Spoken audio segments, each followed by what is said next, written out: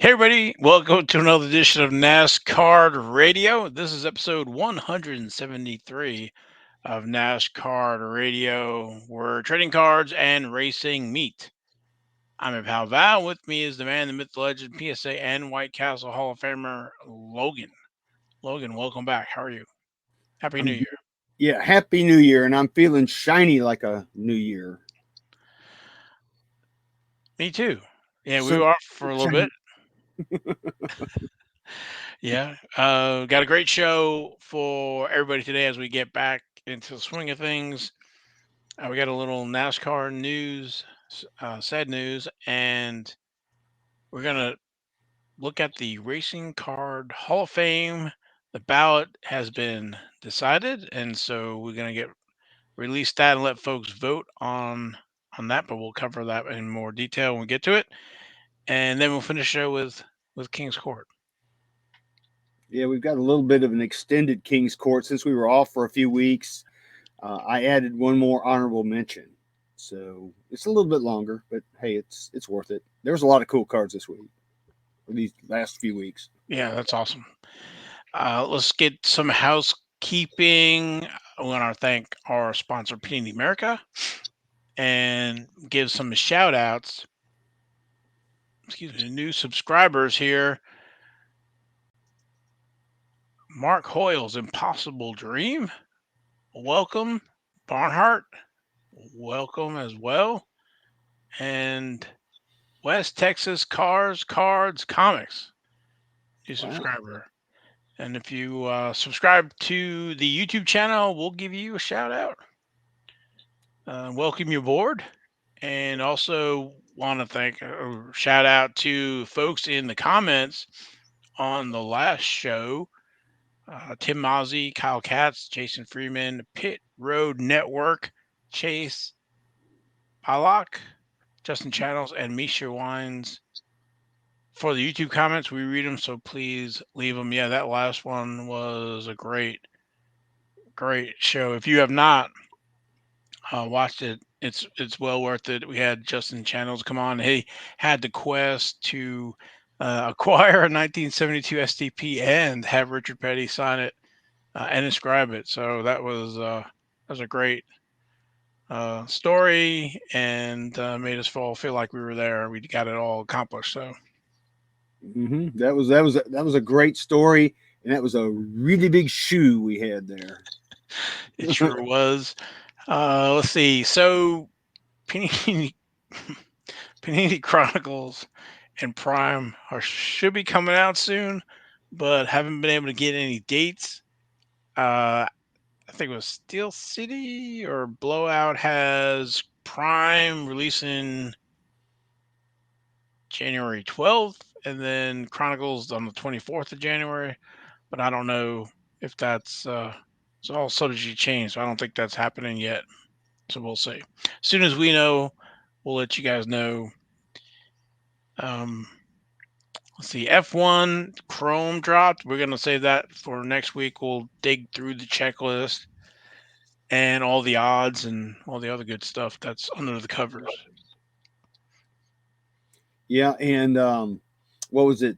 Panini Prism Football dropped, and we figured we could buy what 5 boxes of Prism Racing for the price of 1 box of football. I'm sticking with racing. Yeah, 5 boxes, 4 autos a box. So that's like 20 autos.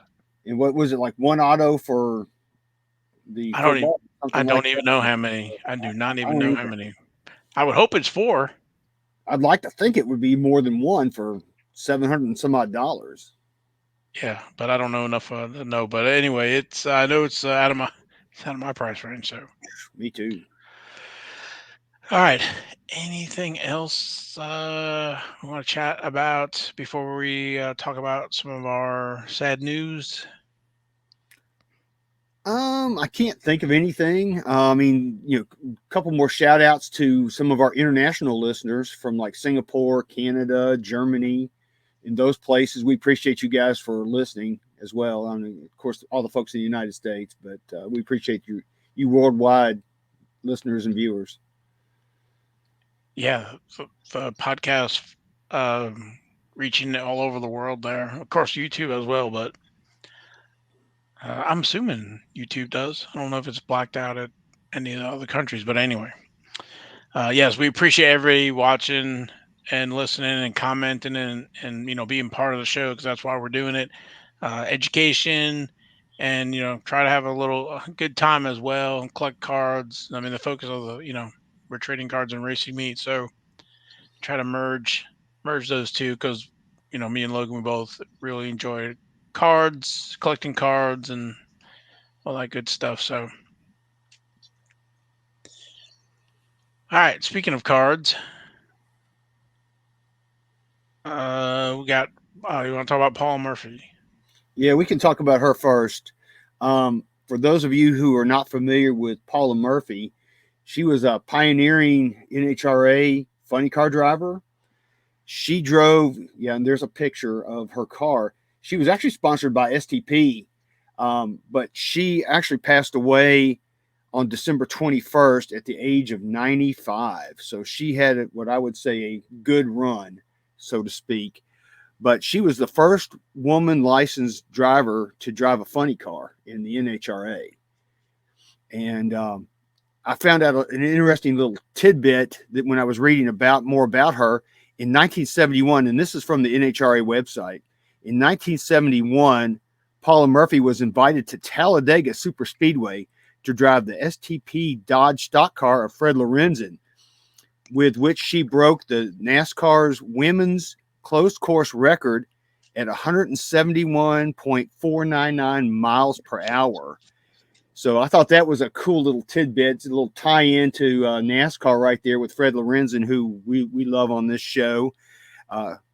She was also inducted into the International Drag Racing Hall of Fame in 1992 and the Motorsports Hall of Fame of America in Daytona in 2017. Wow. So that's pretty good places there. Yeah, she had a great career, man. She really did. She was a pioneering person, within the drag racing sport. So she'll be missed. But like I said, she was 95, and we can all hope to live that long. And she had a good run. yeah, she did. A pioneer. That's awesome. She will be missed. And then we had some sad news the other day. Cale Yarborough passing. Yep, New Year's Eve. Yeah, we were there for the induction in 2012. He a legend. So have a little video here. We'll play that as a tribute to him as the first one to win 3 championships in a row. Mm-hmm. Here we go. Cale Yarborough was born not far from the future site of Darlington Raceway.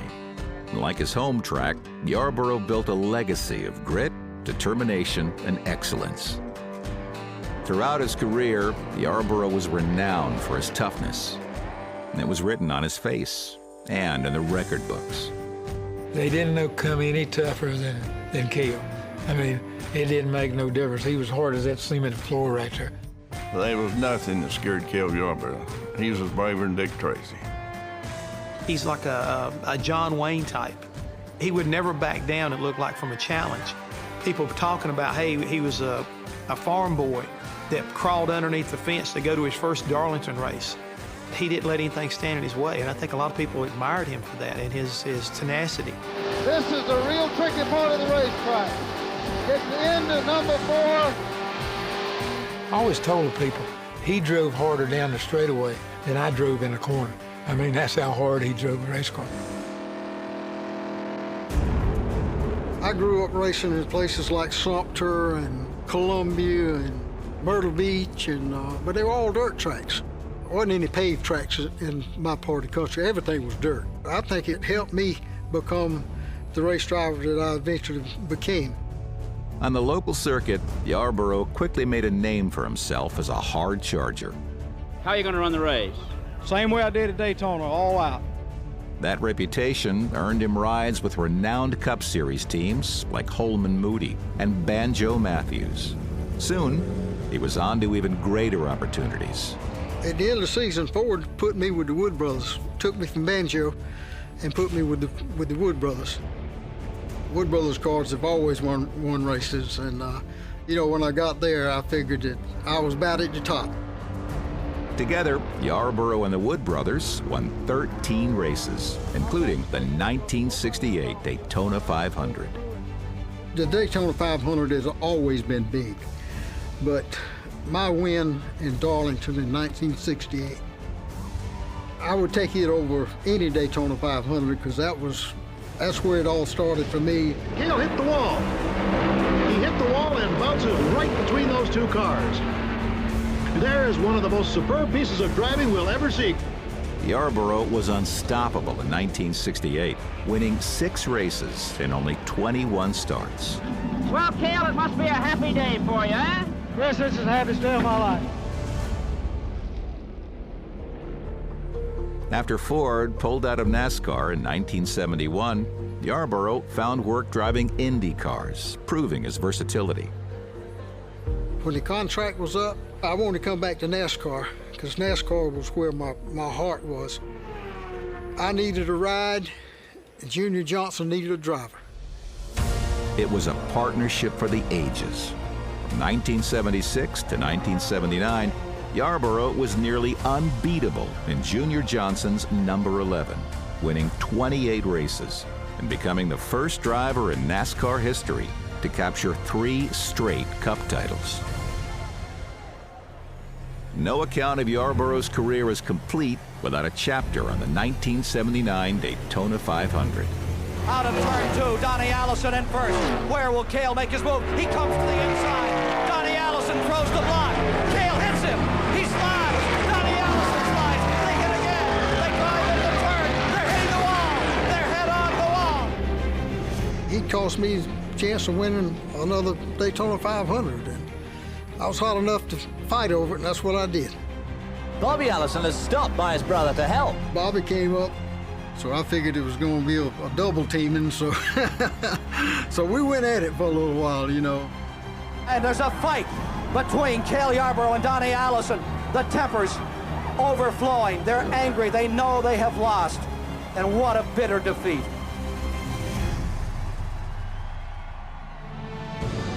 The final act of Yarborough's career came in the number 28 Hardee's car. He saved some of his best performances for last, winning back-to-back Daytona 500s in 1983 and 84. In total, Yarborough won the 500 4 times, the second most of any driver. After 4 decades and 83 wins, Yarborough drove his final race in 1988.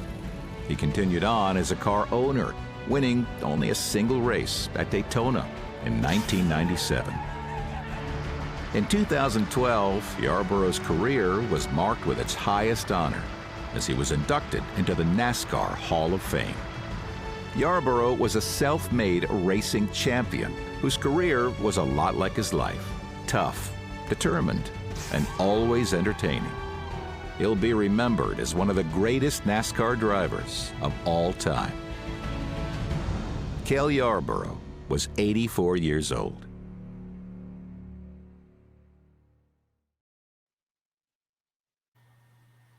What a legend. And that video is from NASCAR Hall of Fame. It was just such an awesome video that I thought we should play that as a tribute to Cale. Yeah. And there's a fight. I'm telling you, man, you know, just the 83 wins, the 3 championships in a row, and then all the Daytona 500 wins. Of course, that 88, or I was going to say the Hardee's number 28 car is always iconic to me because it was in the Max set in 1988. So. Yeah, and you know, he was the very first driver to win with an in-car camera. And those things were not like GoPros. Those things are like big behemoth cameras. So, and they, you know, they actually had the pan and the tilt and the zoom. Those were That was something back in the. I think he won the. I think it was the Daytona 500 in '84. I think is where he won with that. Wow, that's. I mean, think about it now. Uh, in-car cameras and all that is just the norm, but back then, Yeah, that was groundbreaking back then. I think CBS may have won an Emmy for that. I don't remember if that's exactly correct, but I think that's what happened for that coverage. it just amazes me that the video and all that stuff because prior to that it felt like you were actually in the car, Mhm. and getting that perspective as opposed to being in the stands, and that's why um, just the technology, everything has gotten better and bringing the NASCAR or racing car enthusiast into the sport better, and as technology has gotten better. Oh, absolutely. One of the crazy things that I remember is I think it was at Talladega, and Cale Yarborough went and did I think 2 or 3 laps around the track at Talladega, and it was blistering hot. This is like the July race, which is ungodly hot. And he came back in, and Chris Economaki, they broke an egg in the floorboard on the passenger side of the car, and it was starting to fry. I That's did how read hot so it was. yeah, I did read something about them doing that. So yeah, I mean, say even have it on the sun or having it in Talladega in the summer is kind of a push, right? Yeah, same thing. Yeah, exactly. So, but yeah, this is the '88 Max Yarborough I was talking about. It's just always be iconic for me, and think of Cal. So Yeah, and I've got this card too, the '86 Sports Star Photographics, which also features the number 28 Hardee's Ford T-Bird. So that's a pretty cool card. Let me see if I can zoom in and there you go. it's pretty good. Yeah, and, I only met him, I guess it was once at the NASCAR Hall of Fame. I think Me it too. was like it was a luncheon, I think it was. And he was there and he was great, sat down and we could, sit and talk with him, and it was just he was great. And I don't think he ever came to another induction Mm-mm. um other than the one that he was in. So Yeah, didn't he? I think he wanted to be paid and have his expenses paid. So he if they didn't do that, he wasn't coming. So they weren't going to do that. So he did not come. yeah, I think that's what I had heard. So but as you saw in the video, worked himself up basically from nothing to become a one of the greatest driver champions sports scene. So Yeah, and he was one of those wheelmen that could take a 10th place car and win with it.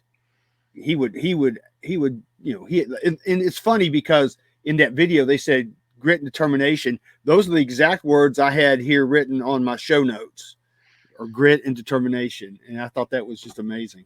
I think it was Richard Petty said, that concrete was as tough as he was, Yeah, he was very tough. and he would drive hard down the straightaways, uh, harder than Richard would be driving in the corners or whatever. So yeah, Yeah. just they don't make them like that anymore. And he signed. He was a great signer through the mail. Hmm. He personalized, and so right there. And I think it was until last year. I think he might have stopped, but Yeah, there towards the end, I think we saw a few people got autographs back that he just signed at CY. oh, I did not see that, Yeah, instead of but Cale Yarborough, he just had his initials instead, which that's we knew the end was near at that point. It's very sad. but instead of either stopping or whatever, like David Pearson and those guys, basically say, hey, or Junior Johnson not signing anymore. He was still signing for the fans. So just Yep, sad day, and unfortunately, we all get older, and just um, trying to do a little tribute there to Cal Yarborough. So yep, he'll be missed for sure. definitely. All right, let's move over to the NASCAR, right? The Racing Card Hall of Fame. We mentioned it in December, and we had voting to create a list of candidates, or I guess we put them on the ballot? Yeah, what we Voting. Go did ahead. is we took all the nominations that all of our viewers and listeners had made, plus some of our own that we had made, and we had a 5-person committee, including Val and myself, and we all took all of those and we voted on the ones that we wanted to see in there, and from that we came up with our 40 card list or ballot, I should say.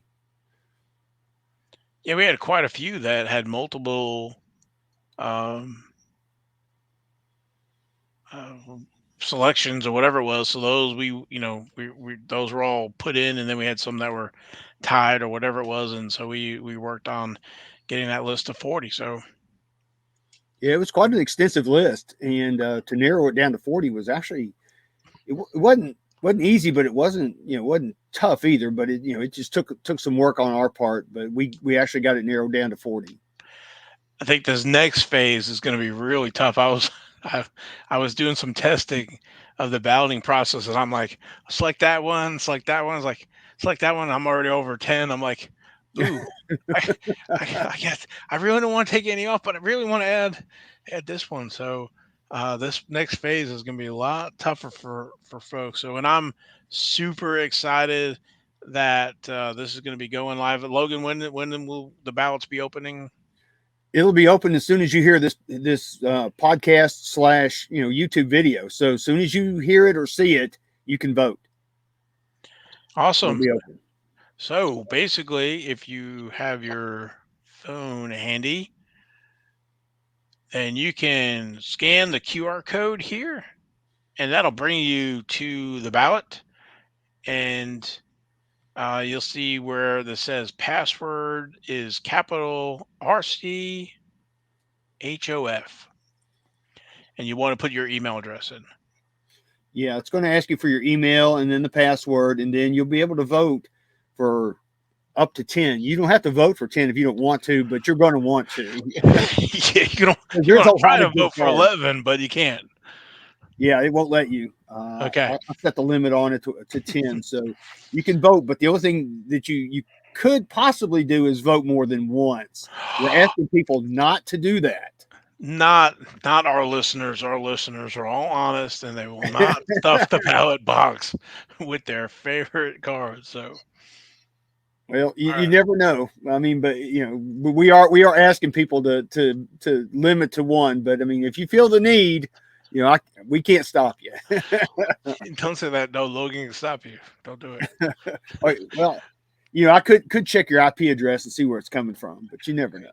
Yeah, that's right. You're on network guy. So, all right. So we have the list of 40, and I guess we'll go through them, and just so everybody can kind of see it, hear it, the 40, and you'll have to, whittle down and find the 10 that you think should be in the Racing Card Hall of Fame, and that's NASCAR, F1, drag racing. So. You want to do a little bit of everything in there. Any other thing you want to talk about before we start looking at the list? Well, what I will mention is that once voting starts, it will carry through the whole month of January, and it will end on the 3rd of February. And once we get all the votes tabulated, we will announce the winner on our, I think it's the show that will drop on the 16th of February. We will announce the inductees, and the website will be live to where you can go out there and actually view the inductees on the official website, which is, I think it's racingcardhof.com. So, okay. So that's how it's going to work. You'll have a whole month basically to vote. So you got plenty of time to get out there and do it. So everybody, I would think, should be able to find a few minutes within the next month to do it.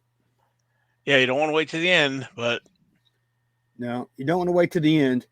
But and we will not give any updates either on where things are, because we want this thing to be organic, and we want everybody to vote with their favorites in their heart.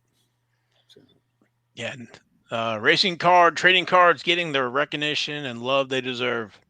yes, So for sure.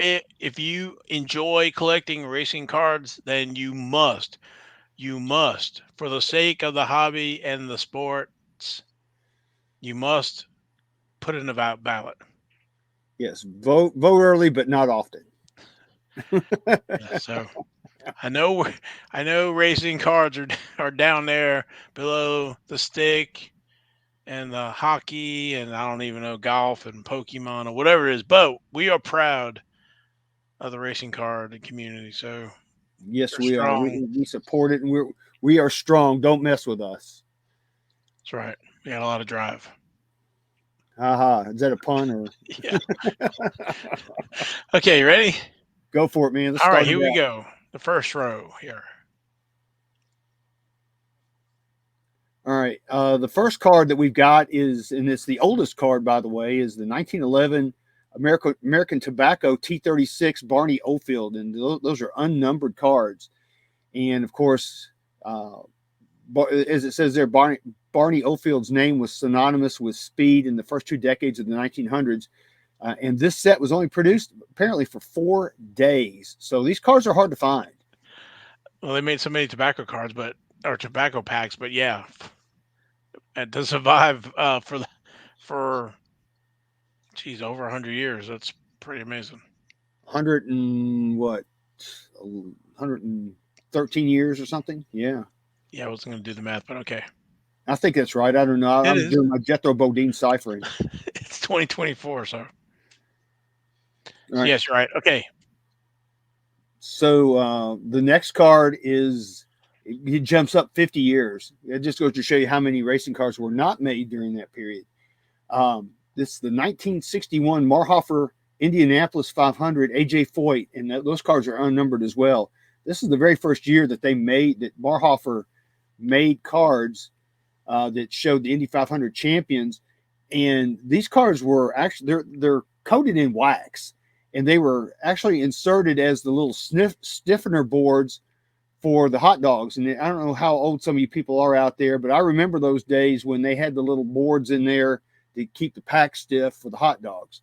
So that's what these were for. So they just made that, and I think Marhofer was a local meat packer, in the Indianapolis area. So that card is very hard to find. I mean, very, very hard to find. I think Ken is the only person I know that has one.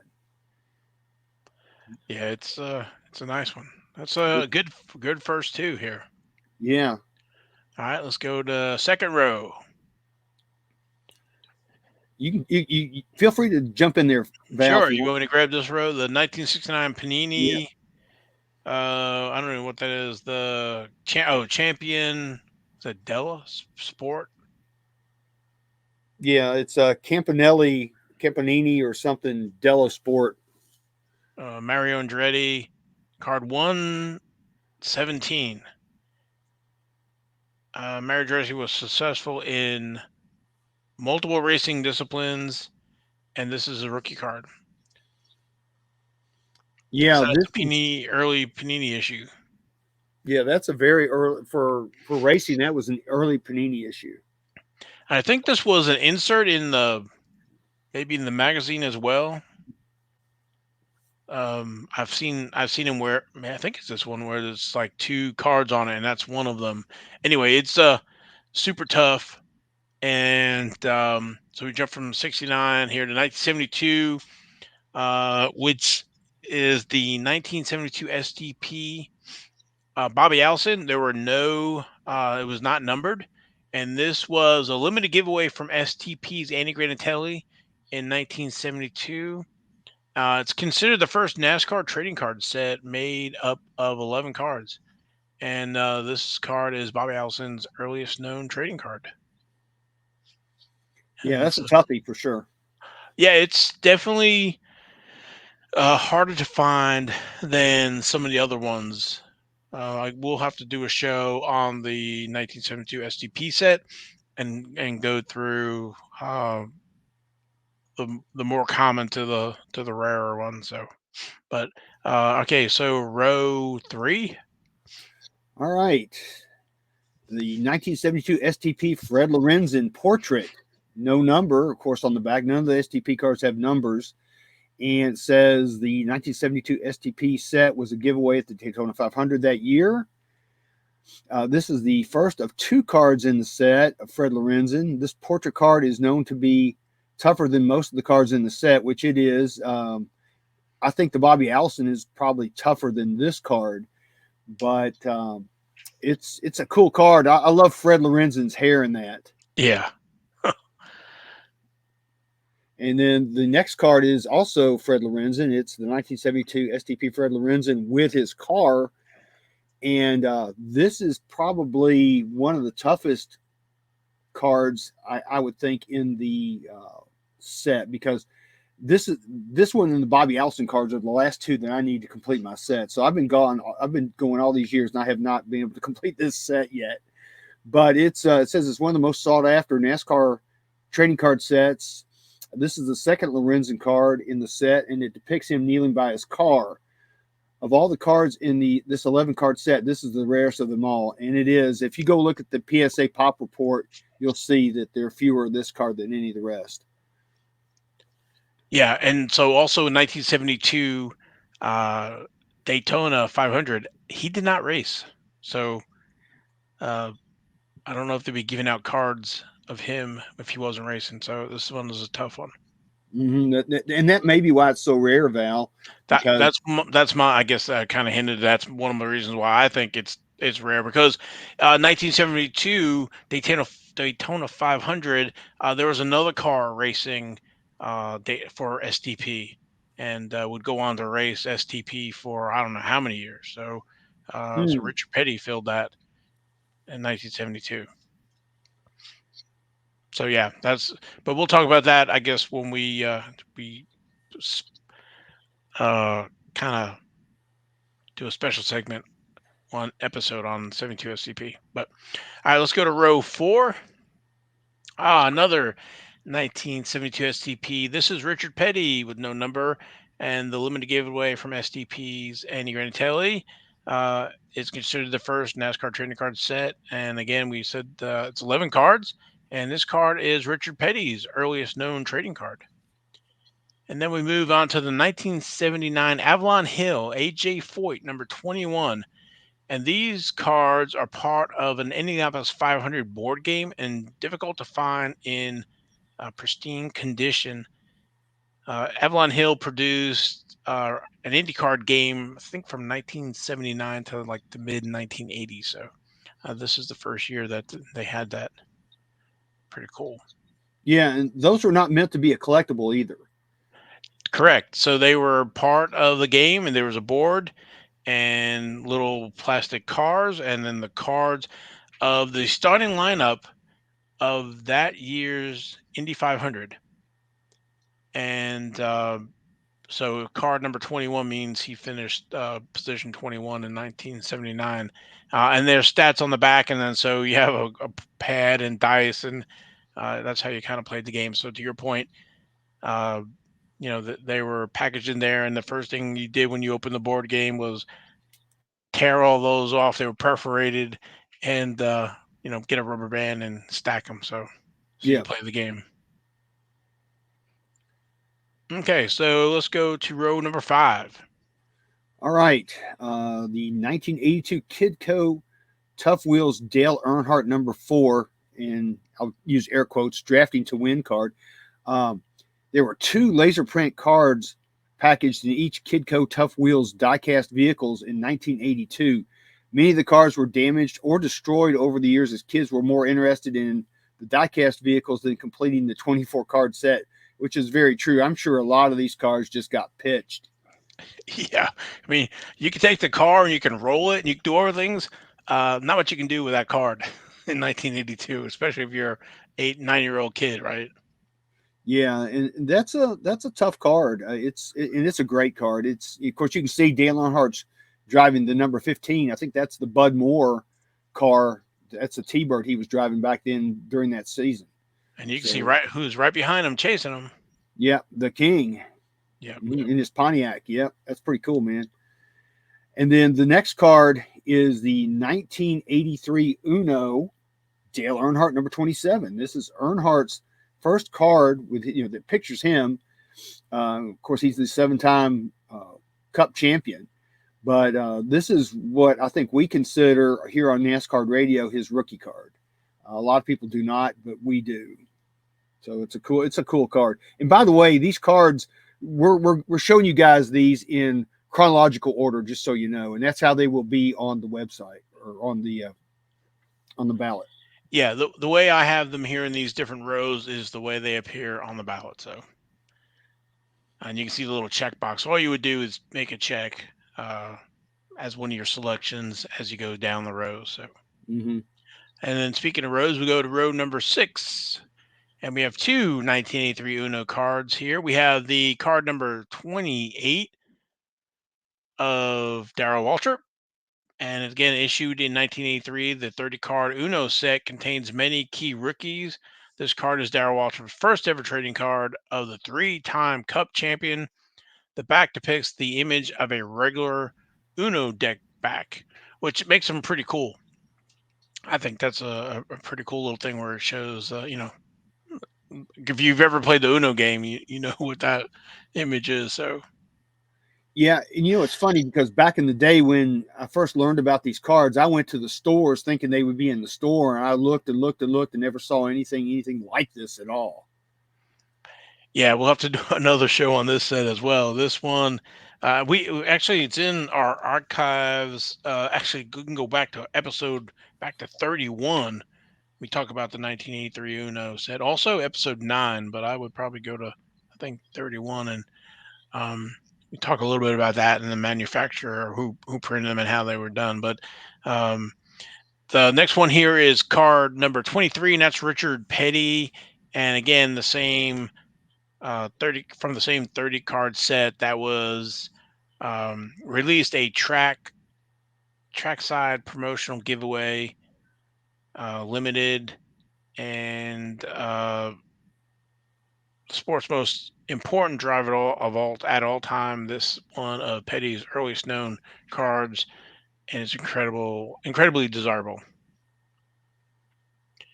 All right. I love that card. Yeah, it's a cool one. It's definitely a nice one. All right, so let's go to row number 7.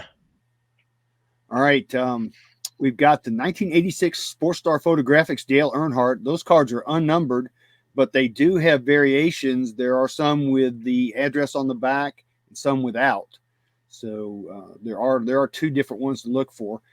But these are oversized cards that were sold at the tracks along with the Sports Star Photographics placemats in 1986. Some of those cards were super short printed, like this Dale Earnhardt. There's a few others like Tim Richmond and cards like that. I think Jeff Bodine is a super short print. But this one by far is the one that everybody wants. And I'll tell you one other thing, and I think we've mentioned this before, is when they were sold at the tracks, they were just put into like little sandwich bags, and they were like on the counters of the souvenir trailers, and that's how you bought them. So that's why they're hard to find in good condition. So the next one is the 1987 World of Outlaws Jeff Gordon, Jeffy Poo, number 52. This is the last card of the 1987 World of Outlaws set. Jeff Gordon's card is by far the most collectible in that set. The 1987 World of Outlaw set was sold as a complete set at souvenir stands at World of Outlaw races during the 1987 season. So that's a pretty cool card, and it comes in a little box. It sure does. And so we actually mentioned or talked about some of these sets. Episode 33 for the 86 Sports Star Photographics, and then episode number 40 for the 1987 and 88 World of Outlaws. So if you want some more information about those. And then let's go to row number 8. And we have the 1988 Max cover card 1B, and that's Charlotte 100. In 1988, Max sold cards in cello packs from and in factory sets. The solo packs contain a cover card that states 10 collector's cards, while the factory set cover card states 100 collector cards on the front. And this card is from the factory set and is very condition sensitive because those would rattle around as a top card and rattle around in those set boxes. So, but the only way to get the one with the 100 on the top is from the factory set. So, um, and then the next one is 1980 Max as well. The Dale Earnhardt number 99. This card was printed by Max, but was held from being released due to licensing issues with Dale Earnhardt. The cards were never destroyed and found their way to the secondary market after the Max bankruptcy. So very few had leaked out in the early or late 80s. But then after the Max bankruptcy, more started to trickle out. So they're still tough to find, but it's an iconic image. It would have been awesome if those were released during '88, but they were not. But like I said, folks love them. So Yep, me too.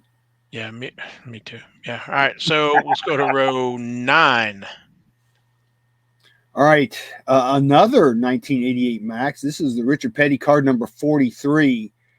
This is Richard Petty's first card from a mainstream NASCAR trading card set. It's unlike the 72 SDP. Of course, these were issued in packs, so that's why a lot of people consider this his rookie card, whereas we think that the 72 SDP is his rookie card. The next one after that is the 1989 Max Dale Earnhardt number 3. Max released its first licensed individual Dale Earnhardt Sr. card after failing to secure a license in 1988. This was considered his first trading card for many years until others came to light, and the 1988 version found its way into the secondary market. Again, there's always debates about rookie cards. I mean, a lot of people think that rookie cards are the ones that were truly pack pulled. So, I mean, this could be a rookie card, but again, we go back to the '83 Uno. But cool card there. Yeah, and I think some of this is kind of like the early baseball. They're released in cigarette packs and other stuff before Topps started producing them year in and year out. So it's kind of the same thing. If like Ted Williams or whatever, if he had a card prior to the first Topps or whatever, would that be considered as rookie? So it's a lot easier to define rookie cards now because those cards have been produced since 1988 on, but prior to that, it kind of gets a little not as clear cut. So, but at least but folks are recognizing the different issues. So. All right, so let's go to row 10. And we have the 1991 IROC, Dale Earnhardt. No number on this, and the 12-card set was available only as a cello wrap set and produced by Dodge. People went crazy for this set. Oh, my God, yes. I remember back in the day, people were asking $1,000 when this thing came out back in 1991 for this set. Yeah, it's and then also on this row here, the 1991 Pro Set John Force, number 17, 1999. While riding the wave of NASCAR trading card success, Pro Set released a 130 card NHRA set featuring the stars of the day.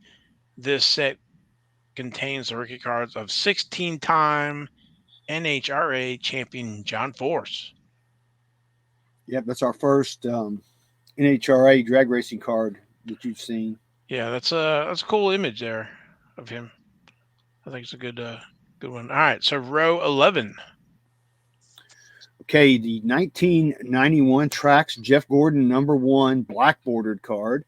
In 1991, the exclusive NASCAR license Max enjoyed expired, allowing new companies to join the NASCAR trading card market. Trax created their iconic first set and very first pack inserted Jeff Gordon card during that year.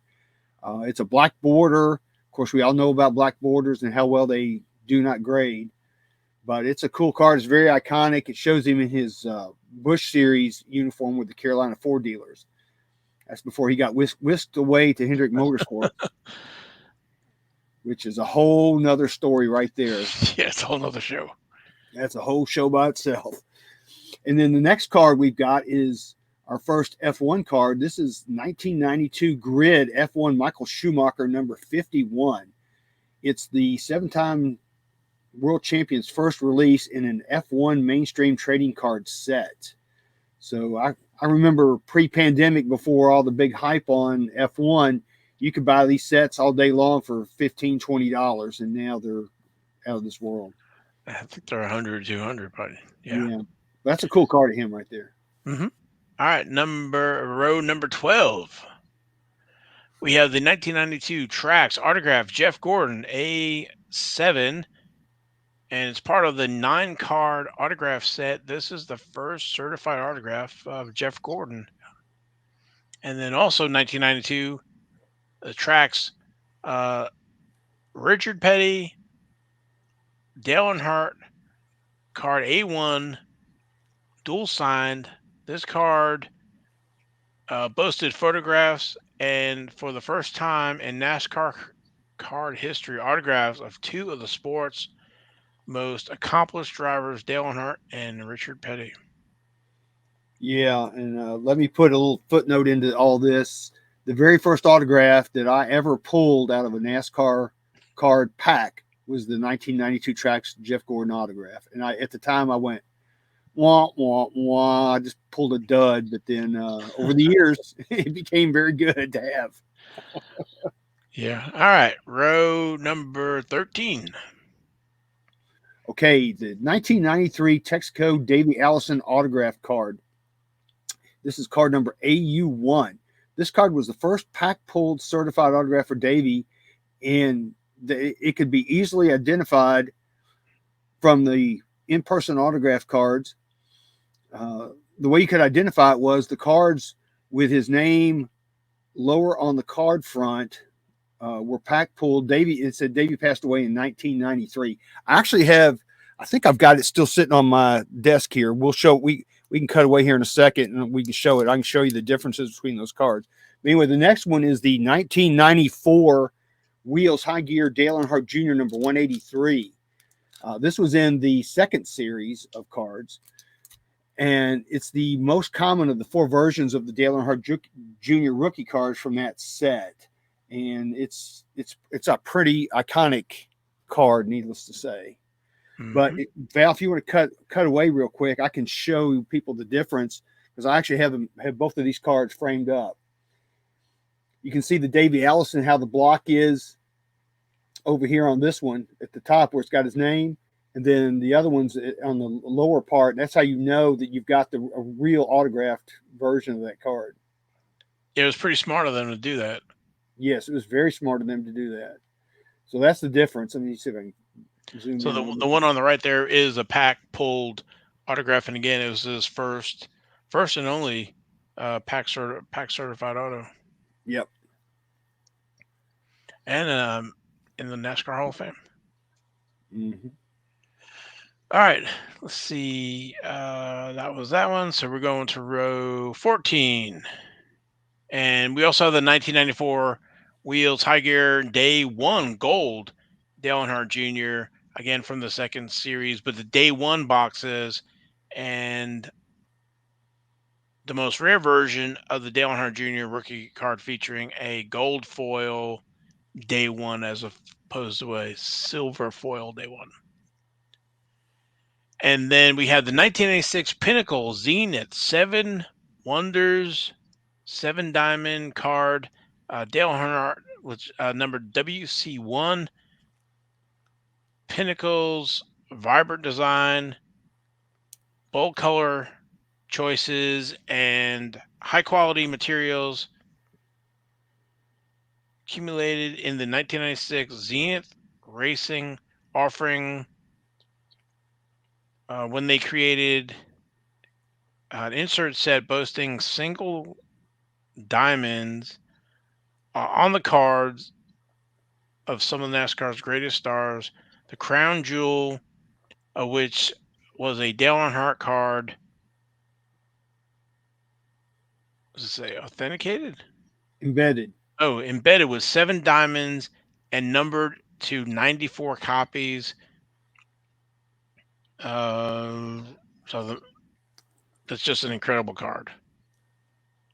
So the odds of pulling one of these is 1 out of 6,025 packs.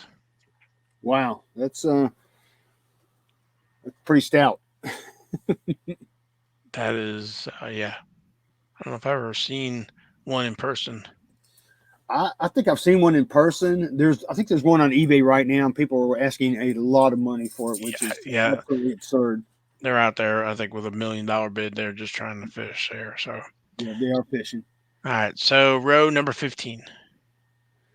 Okay, the 1996 Press Pass Burning Rubber Dale Earnhardt card number 1, I believe is what it is.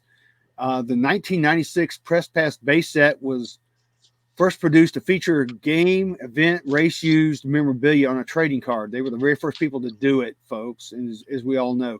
Each of the 7 cards in the set were numbered to 500 as a case hit out of a 20-box master case. So there was one of these cards in a case. And I think I actually hit a Mark Martin. So I actually got one time. I never got the Dale Earnhardt. But this was the first of its kind race-used tire card set in and set the collecting world on fire. So, yeah, that was a pretty groundbreaking thing because that's what started all the memorabilia cards that we enjoy and love today. Mm-hmm. All right, so the next one is the 1996 Press Pass M-Force sheet metal card, Dale Earnhardt number M2. It's an acetate card with a coating of hard or soft acrylic, and it's kind of poorly made because they actually do turn yellow.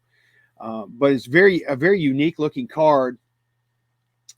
And up until its release in 1996, Press Pass's one-off M-Force product was larger than life in mystique and sheer massiveness. Each 20-box master case was roughly the size of a pontoon boat, which I vaguely remember that. And you just actually, I don't know. I should have proofed this. And you stand just about as much into the boxes as you would keeping a boat running. In these mysterious sheet metal relic cards were composed of 6 cards, limited to 200 of each. At just over 20% more produced than the 1994 Max Medallion at 999 cases, this product was incredibly limited and sought after. Earnhardt's copy quickly skyrocketed to $350 in the first issue of the Beckett when it hit stands after the product's release.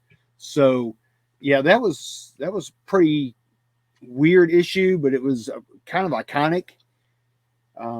The way they did the sheet metal encased in the acrylics, the acetate. But if you feel those cards, some of them feel soft. It's like we've gotten the description. They feel kind of soft. Yeah, I don't know. They made that, but I don't. They weren't time tested. It was time tested now, kind of a thing, if that makes sense. So they did it, and like, okay, yeah, it holds up, but nobody knows how it hold up over time. So, well, yeah, I mean, you're thinking 20 some odd years now, and 28 years, and then, like I said, a lot of them start to yellow. You have to really store them, in a really climate controlled area to keep them good. Yeah. All right, row number 16, the 1996 Upper Deck Dale Earnhardt number 301. The first year Upper Deck produced NASCAR cards was 1995. Unfortunately, that set was missing the biggest name in sports. The 1996 Upper Deck NASCAR set included Dale Earnhardt Sr.'s original image 1995 card as an SP and card number 301. This was the second time Earnhardt held out, allowing his license to appear in the inaugural NASCAR card set. Yeah, he must have been really tough to negotiate. Well, we know that now because even look now. But anyway, the 1998 Press Pass signings Dale Earnhardt Jr. number 39. This card is Dale Jr.'s first pack certified autograph. His full signature is featured on this card before he shortened it to the iconic Dale Jr., which we all know today. Yeah, those are tough, but they're cool. Yeah, very cool. All right, row 17. We're almost there. Okay, the next one is the 1999 SP Dale Earnhardt Jr. Auto out of 500. It's card number 83. It's an early Dale Earnhardt Jr. autograph that is appreciated for its simplicity and availability, which you can find these. I mean, even though there's 500, they appear on eBay, fairly routinely. But it's a pretty cool card, and you, as you can see, it's not the shortened version of Dale Jr. we see these days. It's real Dale Jr. on there. The next card after that is the 2000 SP Authentic Jimmy Johnson number 39. This card portrays the future 7-time Cup champion in his Busch Series fire suit and is one of his rookie cards. He had several rookie cards that year in 2000, but this is probably one of the more iconic ones. Those are rosy cheeks. All right, let's go to row 18. The 2000 SP Authentic Sign of the Times Dale Earnhardt Sr. Card number DE. Part of a 59 card set. This recognizable card has a large signing area to allow for a clean and detailed, beautiful signature. And then also the 2000 Upper Deck Racing Jimmy Johnson, card number 38. The main rookie card for the 7-time Cup Series champion. This card popped up with a full rainbow foil finish. All right, let's go to row number 19. Okay, next card is the 2002 Choice Rising Stars Kyle Busch number 18. And little did they know that number 18 would be synonymous with him at the time. But this is a pre-rookie card that features the future 2-time Cup champion and has a fitting number in the set, number 18, of course, which I just mentioned. So that's a pretty cool card. Then the next one is the 2011 Wheels Element Chase Elliott Undiscovered Elements number 99 card. The key rookie card for one of NASCAR's most popular drivers. This is the top card in the 5-card Undiscovered Elements set, which is a great card. I love that card. One of my favorites. Yeah. All right. The final 2 entries. 2020 Topps Chrome Lewis Hamilton number 1, and Topps created the very first Chrome Formula 1 set in 2020. To lead off the set of 200 cards, Top led off the set with 7-time F1 World Champion Lewis Hamilton, making the most popular F1 driver the key to the beautiful set. And then also 2020 Topps Chrome Max Verstappen number 6, and also Topps produced its first Formula 1 trading card and the first for the sport in almost 15 years. This 200 card release has many of the first trading cards for the sport's current drivers. And so that is the 40 members on the ballot. And again, you can get to that ballot by scanning or taking a photo of that QR code, or you can go to HTTP for those on the podcast, HTTP : // dot, is that a LY? Yes. LY /RC HOFBALLOT. So that is HTTP : / or / bit.ly / RC Hall of Fame HOF Ballot BALLOT. I'll put if it lets me, put the link in the description of YouTube. Yeah, well, yeah, you can put it in the description. Yep, and so you'll be asked for an email address, and the password is uppercase RCHOF. Yep, and voting is the entire month of January. So good luck, have fun. I hope everybody enjoys this. I know that we've had a good time. It's been fun just compiling this list. Yeah, it's hard to pick just 10. So. Mm-hmm. There's so many deserving. So, But that's awesome. I don't think we have anything else. We go. We're at 1 hour here. We'll go to King's Court. Yep, let's head on and roll that beautiful bean footage.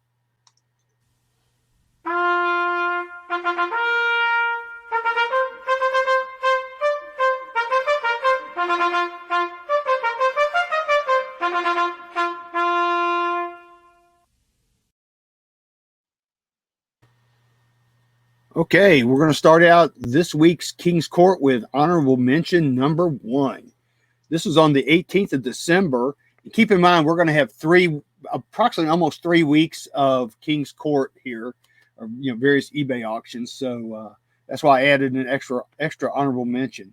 So anyway, this is a 1989 Max number 3 Dale Earnhardt rookie card, PSA 10, NASCAR legend.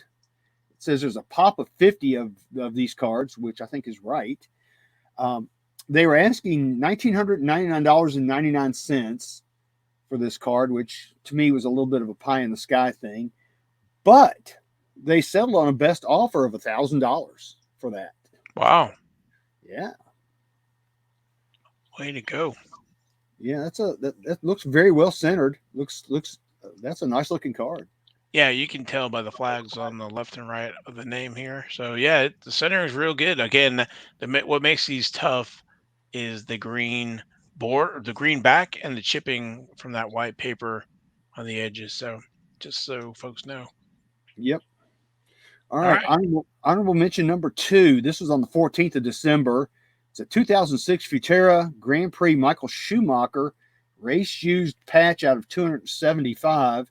It's a PSA 7, which, I mean, we didn't even know about these Futera memorabilia cards until I think sometime last year.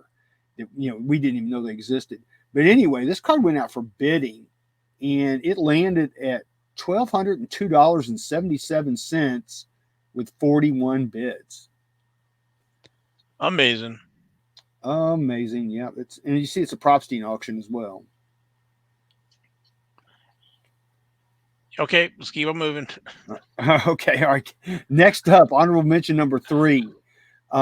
This was going to be my Joker of the week, but I saw something else that was, I thought, a bigger Joker. So this one became my honorable mention number 3. This was on the 20th of December. It's a Carroll Shelby 1964 Daytona Cobra Coupe autographed signed rookie card.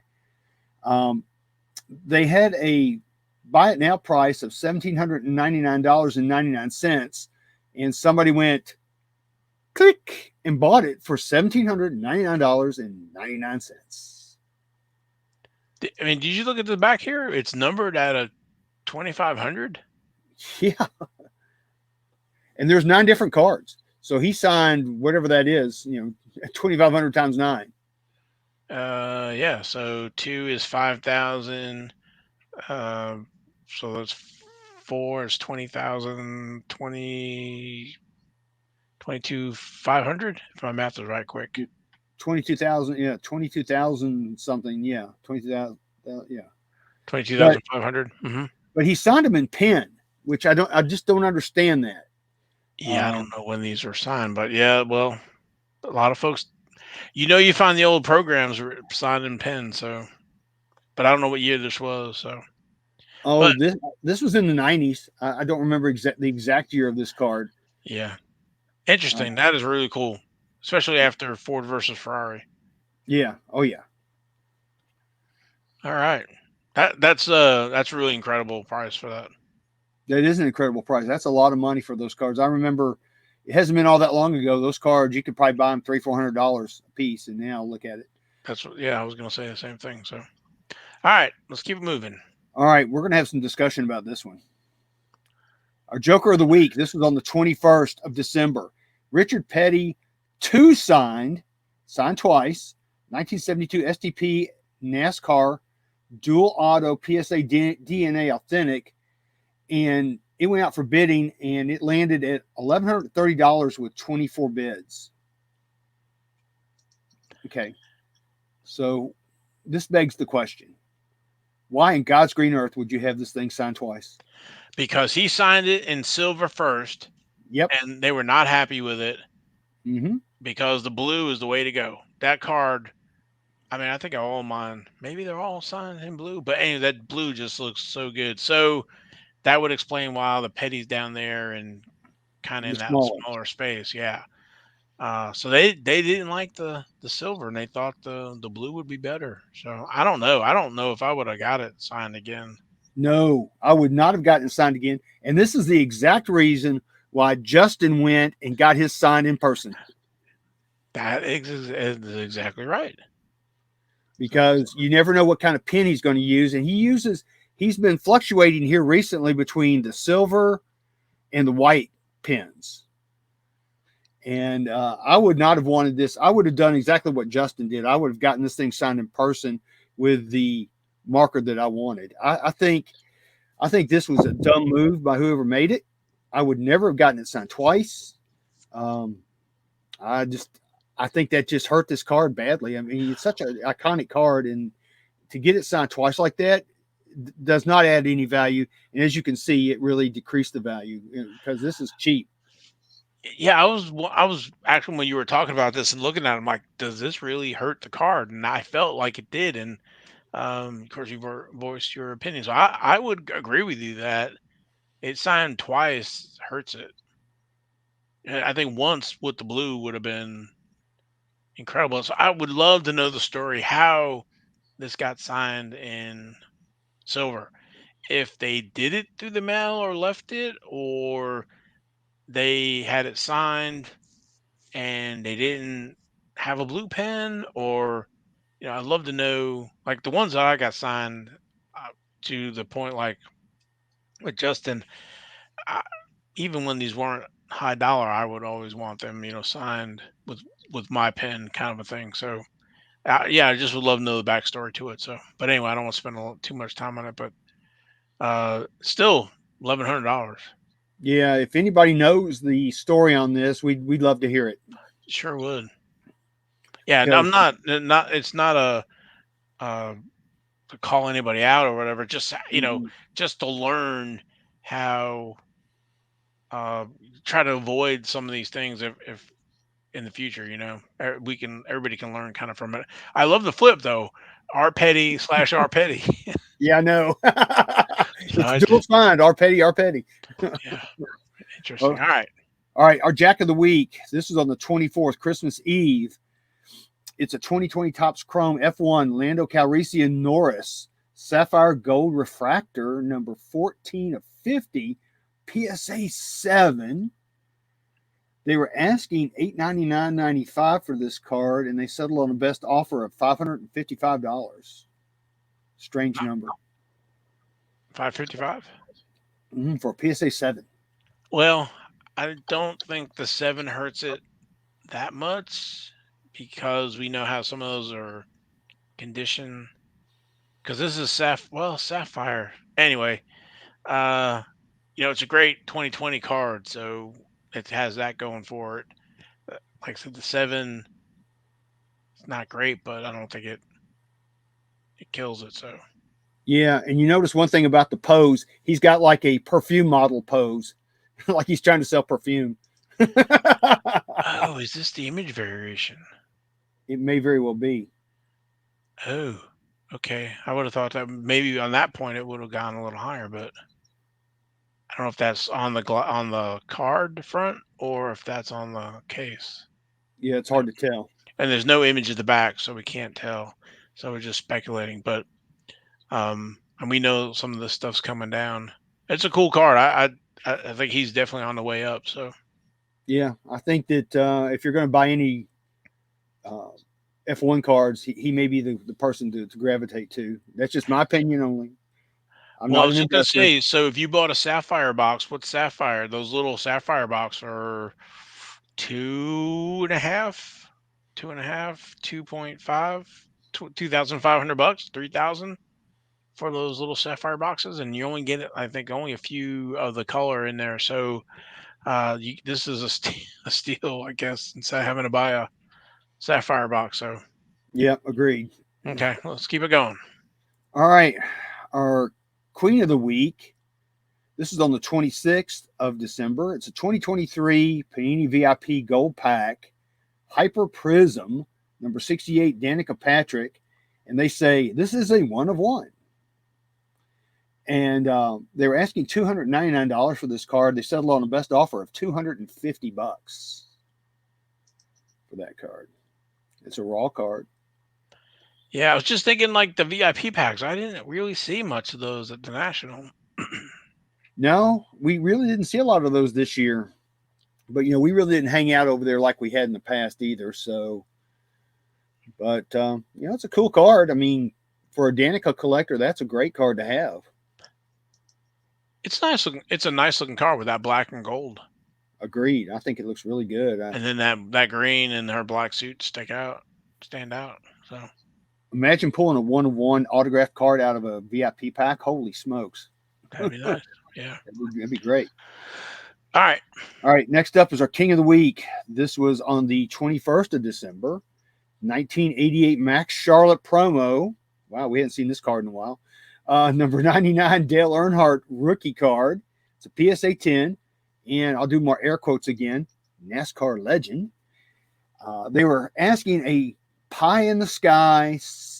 I hate these when people do this. Number $5,999.99 for this card. They settled on a best offer, which was less than a third of that at $1,800, which I think is kind of high for that card. But it may be very well worth it. It's it may be just a tad high, but again, we talk about being iconic and on the Mount Rushmore, that image, and it's on our list and one of the ones to be nominated for the first year of the Racing Car Hall of Fame. So, and it's a PSA 10. Can't go wrong with a PSA 10. Nope. So it's a nice card, man, and it's a legit card. So, oh yeah. All right, let's see. All right, so next, our Ace of the Week, which is our 1 of 1. This is on the 14th of December. So hold on, pause for a second here. So we go from a Dale Earnhardt 1988 PSA 10 for what'd you say, $1,800? Yes. To a 2023 raw card. That's all I gotta say. Okay, so we're going to this raw card right here. It's a 2023 Topps Excellenza F1 Lewis Hamilton 1 of 1 Gold Supremo card. It's a case hit, supposedly. I can't verify that. And more air quotes. Oh my God, OMG. This card went out for bidding, man. 57 bids, and it landed at $3,350 for Lewis Hamilton raw card 101. I can tell you're stunned by your silence. I think I said it all. Your silence speaks volumes.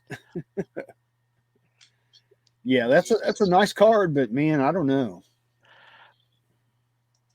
Give me the Dale Earnhardt Senior any day. But then again, we're NASCAR collectors. Is that a crease up here in this top left corner, or maybe it's it's part of the design. Gotcha. Okay.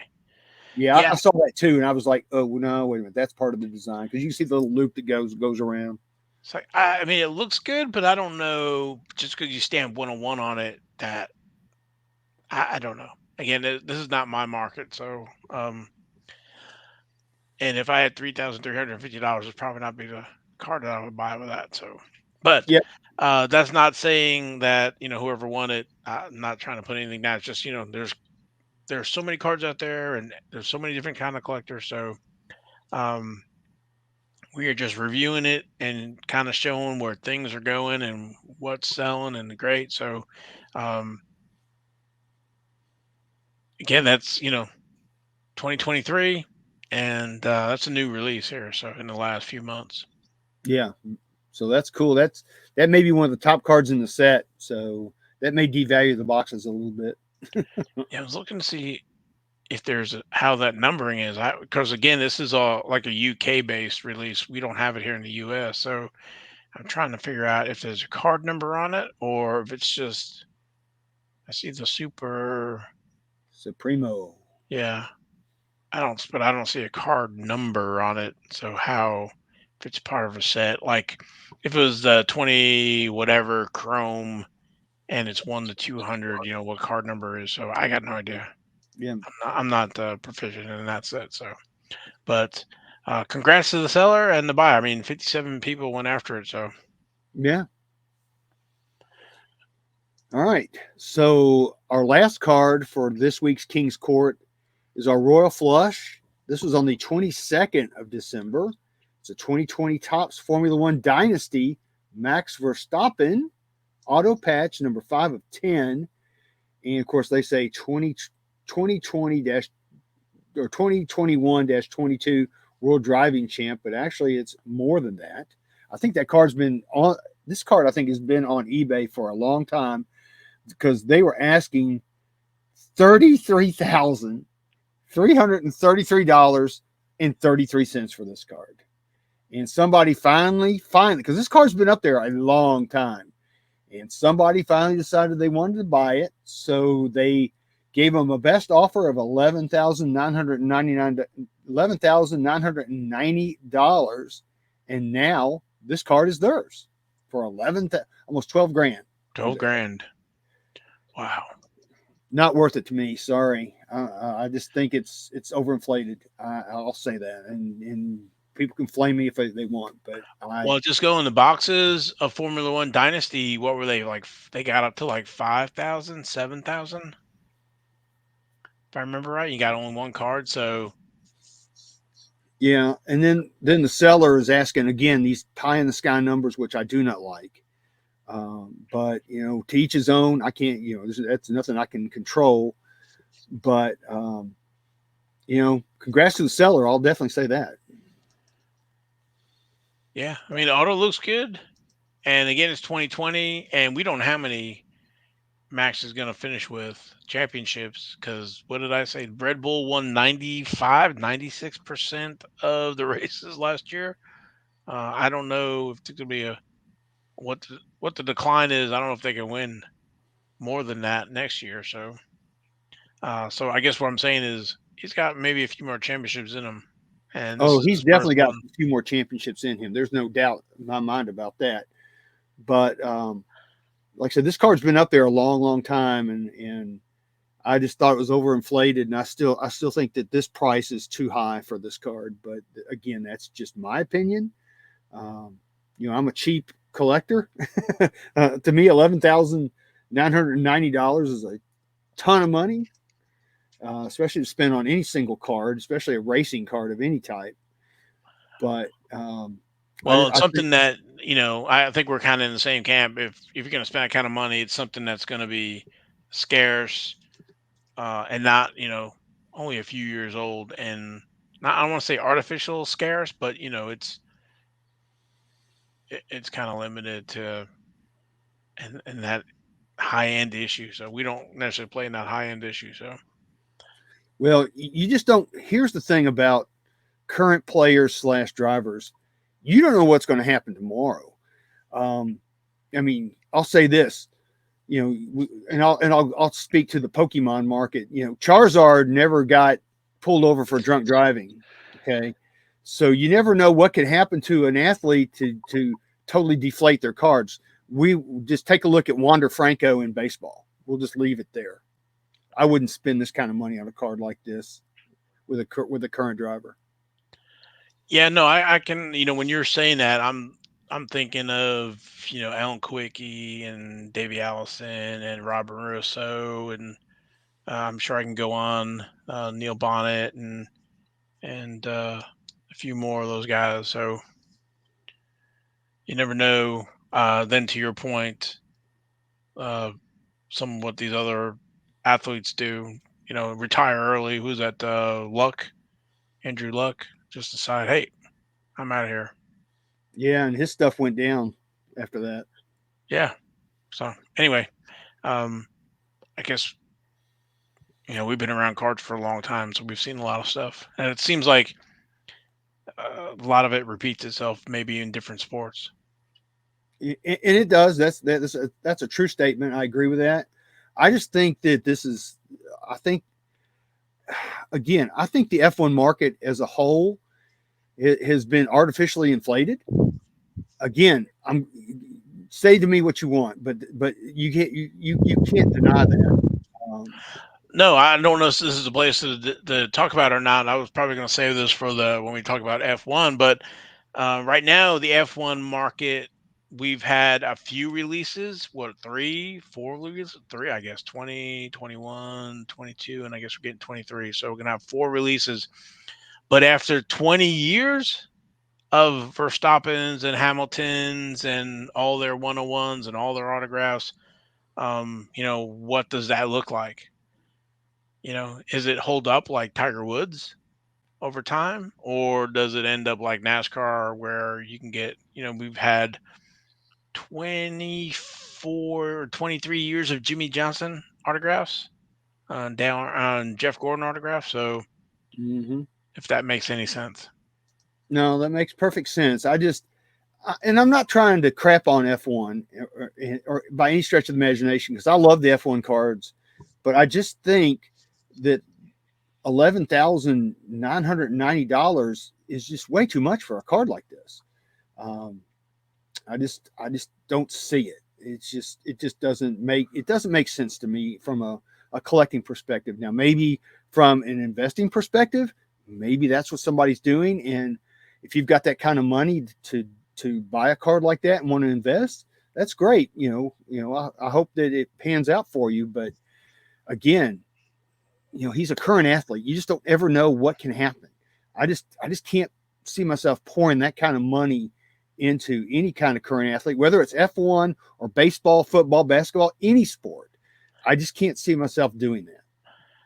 And I think you hit on a great point where you're looking at as investing, and then also, spending 11, 12 grand on a card that, depending on how much you make a year or make a month, that could be a big percentage or a smaller percentage, right? So it could be, somebody, I don't know, talk about Verstappen. Maybe Verstappen wants to buy his cards. I don't know how many hundreds of millions of dollars he made last year. So this is nothing to him, as opposed to somebody who's working minimum wage.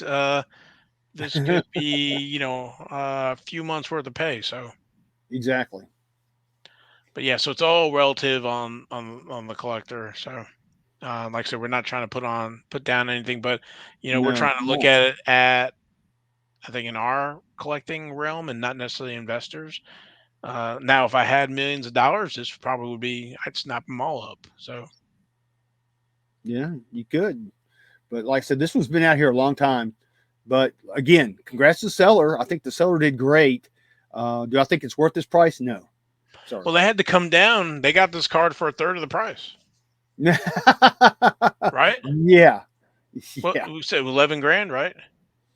Yeah, but I mean, you could throw any number out there, Val. You could put 100,000 on this. I understand, but this is like going to Publix or whatever. It's like you bought this car. It's like you saved $22,000 today. Oh yeah, that's like Kroger. A real quick story. That's what like Kroger would used to do. They would put 2-liter Cokes at $2. Then you'd use your Kroger card and get it for 89 cents. Well, you saved $1.11. No, I really didn't, but you overinflated your price. You're just making it look like I saved more money. Right. So that's what I'm saying. So the guy should have sent him a bill and say, your price is, you saved 66% today. Put on his receipt. Yeah. You saved. Exactly. So it's all relative. So we beat this one to death. So yeah. Jeez. Everybody who's still watching, listening, we appreciate it. Apologize for some of that here for going long, but we're super excited to be back. We're super excited for the rookie card, Racing Card Hall of Fame. I see that RC and that RC. Yeah, in my head, but it's Racing Card Hall of Fame. 20 cards on the ballot. Again, 40. 20 rows of 2 for 40. I got the rows in my head there. So you can only pick 10. I've not wavered on that. That's it. You got that right. And the password still is capital RCHOF. Yes. So those things I am not wavering on. So have fun, everybody, with that. We've had a lot of, like I said, we've had a lot of fun putting it together, and we've done it for everybody out there. So enjoy it. Yeah, I'm super excited to find out who the winners are going to be. Um, yeah, so I won't know. I'm just I can't wait. Here I got a month of waiting. Yeah, so we'll see. It'll be cool. Can't wait. All right, so I think that's it. And again, from me and Logan, we're excited to be back. Happy New Year, everybody! And any parting 2024 words of wisdom? Well, it's the same old 2023 words of wisdom. Ty freaking Gibbs, hashtag skid marks, and hashtag slapfire. All right, Okay, we're out of here. We'll come up with some new hashtags. I was gonna say, but anyway, and if everybody noticed, Logan's got a different background. So, oh yeah, check out all the stuff. Yeah, I got a hashtag for you for right now. At least it's relative for right now. Hashtag RCHOF. That's what I was gonna do. Okay, I'm glad you picked up on that one. All right, so I swear this is it. We're out of here, and we'll be back next week. This is show 173 is a wrap. We're out of here.